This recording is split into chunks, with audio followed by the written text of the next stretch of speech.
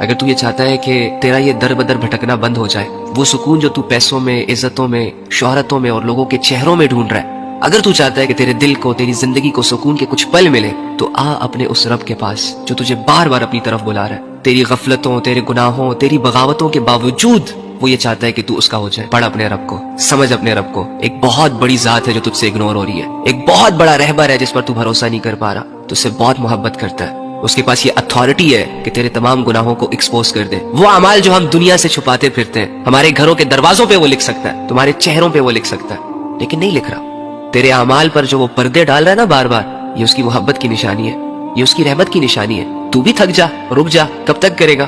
آ میری جان اپنے رب کے پاس۔ جب تو اللہ کی طرف پہلا قدم اٹھائے گا نا، تبھی سے تیری کامیابی کا سفر شروع ہوگا، اور جب تو مرے گا نا تو تیرے جنازے میں آسمان سے فرشتے اتریں گے کہ اللہ والا مرا ہے، اللہ سے محبت کرنے والا مرا ہے۔ سوار لے خود کو، بنا لے خود کو اللہ کو ساتھ لے کر۔